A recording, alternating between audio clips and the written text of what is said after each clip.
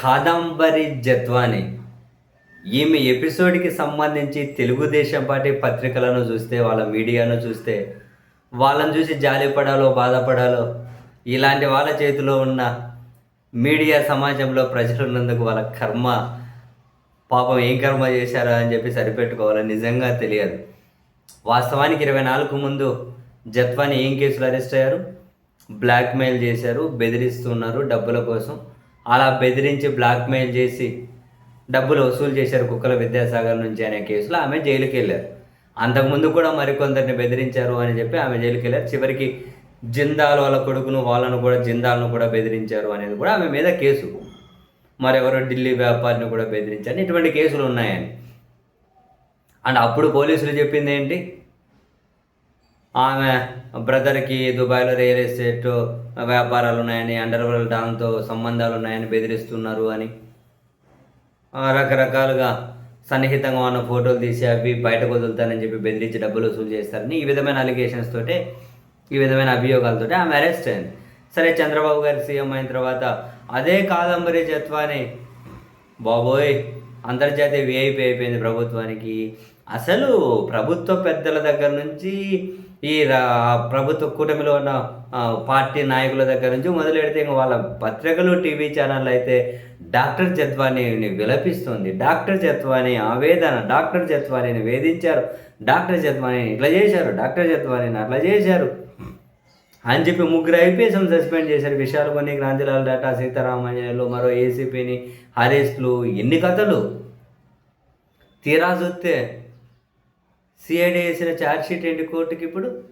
అవును, ఆమె బెదిరించింది, డబ్బులు వసూలు చేసింది, ఆ మేరకు ఆధారాలు లభ్యమయ్యాయి, ఆమె బ్లాక్మెయిలర్ అని చెప్పి ఛార్జ్షీట్ వేసిన తర్వాత వీళ్ళ పత్రికలు రాసి పెట్టిన హెడ్డింగ్ ఏంటి తెలుసా? కాదంబరి కథలో మరో కోణమట. అదనా? ఇంతకుముందు ఆ టోన్ ఏంటి, ఆ హెడ్డింగ్లు ఏంటి, ఇప్పుడు ఇదేంటి? కాదంబరి కథలో మరో కోణమట. వ్యాపారవేత్త విద్యాసాగర్ కేసులో ఇప్పుడు వ్యాపారవేత్త, అప్పుడు వైసీపీ సైకో, ఇప్పుడు వ్యాపారవేత్త అయిపోయిందా? అప్పుడు వ్యాపారవేత్త, ఇప్పుడు వ్యాపారవేత్త. అసలు ఆయనకు వైసీపీతో సంబంధమే లేదు. వాళ్ళ నాన్నగారికి ఏమో వైసీపీలో ఉండి అప్పుడు లేరా, ఆయన చనిపోయిన అయిపోయాయి. ఈయనకేం వైసీపీతో సంబంధం లేదు. ఎప్పుడో జగన్ గారిని కలిసిన ఫోటోలు వేసి వైసీపీ సైకో, వైసీపీ కామిస్టు, వైసీపీ సైకో అని ఏం నాశనం చేశారయ్యా పాపం ఆయన్ను, ఏం నాశనం చేశారు ఆయన్ను. డబ్బు కోసం బ్లాక్మెయిల్ చేసిన జత్వాని వ్యాపారవేత్త విద్యాసాగర్ కేసులో CID chargesheet, call data, bank లావాదేవీల రికార్డులో కోర్టుకు సమర్పించిన సిఐడి ఇదే కేసులోనే గతంలో ఆమె అరెస్ట్ అని పెట్టి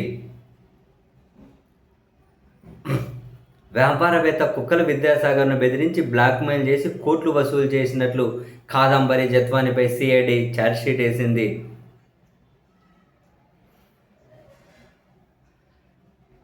జత్వాని, ఆమె తండ్రి, తల్లి, సోదరుడిపై ఈ కేసు నమోదైంది. దీనిపై దర్యాప్తు చేపట్టిన సిఐడి తన ఛార్జ్షీట్లో పేర్కొన్న అంశాల ప్రకారం గుజరాత్కు చెందిన కాదంబరి సినిమాలో నటించేందుకు ముంబైకి చేరిందని, అక్కడ ఒక ప్రైవేట్ కార్యక్రమంలో కుక్కల విద్యాసాగర్కు పరిచయమైందని, నా పేరు నటాషా అని, ఫోన్ పోయింది అంటూ జత్వాని మాటలు కలిపిందని, నేను ఒక వైద్య విద్యార్థిని అని, ఆర్థిక ఇబ్బందుల్లో ఉన్నాను అని తెలిపిందని, తర్వాత ఇద్దరి మధ్య సన్నిహిత సంబంధం ఏర్పడడంతో హోటల్కి వెళ్ళారని, అప్పుడు సన్నిహితంగా ఉన్న ఫోటోలు తీసి విద్యాసాగర్ను బ్లాక్మెయిల్ చేసిందని, ముంబై సినీ పరిశ్రమలో చాలామంది తాను చెప్పినట్టు విని డబ్బులు జమ చేస్తుంటారని, నా సోదరుడు అంబరీష్ దుబాయ్లో రియల్ ఎస్టేట్ వ్యాపారం చేస్తున్నారని, ఆయనకు అండర్ వరల్డ్తో సంబంధాలు ఉన్నాయని, నా మాట వినకుంటే ఆయన ఇండియాకు వచ్చాక ప్రాణాలు తీయిస్తానని జత్వాని హెచ్చరించిందని, ఈ మేరకు 2013 మే 14న, 2015 అక్టోబర్లో, 2015 మార్చిలో, మళ్ళీ ఏప్రిల్లో, 2018లో, 2023లో ఈ విధంగా కుక్కల విద్యాసాగర్ నుంచి డబ్బులు వసూలు చేసిందని,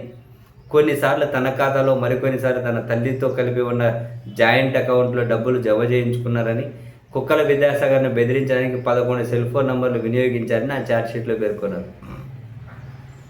2023 సెప్టెంబర్ నుంచి నవంబర్ మధ్య ఆర్ట్ గ్యాలరీ పేరిట కోటి ఇవ్వాలన్న డిమాండ్తో బెదిరింపులను జత్వాని తీవ్రతరం చేశారని, ఫోన్లు చేసి వ్యక్తిగత ఫోటోలు బయట పెడతానని, అత్యాచారం కేసు పెడతానని బెదిరించిందని, ఇవి పతాక స్థాయికి వెళ్ళేసరికి కుక్కల విద్యాసాగర్ వీటిని భరించలేక కేసు కంప్లైంట్ పెట్టారు. సో దీని మీద విచారణ చేస్తే ఆమె బెదిరించినట్లు బ్లాక్మెయిల్ చేసినట్లు ఆధారాలు దొరికాయని చెప్పి సిఐడి ఛార్జ్ షీట్. ఇప్పుడు వీళ్ళు పెట్టిన హెడ్డింగ్ కాదంబరి కథలో మరో కోణం అట. అటనా? అప్పుడు టీవీ ఛానల్ పెట్టిన డిబేట్లేంది, దాంట్లో పార్టిసిపేట్ చేసిన పనికిమాలలో మాట్లాడిన మాటలేంది, ఎదవలు వీళ్ళే ట్రయల్ చేసి వీళ్ళే శిక్షలు వేసి పాప మా కుక్కల విద్యాసాగర్ అనే అతన్ని ఎంత నాజరింగ్ చేశారు. మనం మాట అనకూడదు కానీ జనరల్గా ఏదో ఇంకా మనం కొన్ని పేర్లను మనం ఏదో కించపరిచినట్లు అవుతుందని, కానీ లేకపోతే వ్యాలిడ్ మాట ఆ మాట నేను ఒకటి అంటే అంత దారుణం చేశారు ఆయన. ఇప్పుడు మరో కోణం మాట. ఎంత గొప్పరా బాబు మీరు, మీలాంటి వాళ్ళ చేతిలో ఉండాలిరా. రాష్ట్ర మీడియా కదా, ప్రపంచ మీడియా మీలాంటి చేతిలో ఉండాలిరా. సంకనాగిపోతుంది, జనాలందరూ సంకనాగిపోతారు, ప్రపంచం అంతా సంకనాగిపోతుంది, నాశనం అయిపోతుంది.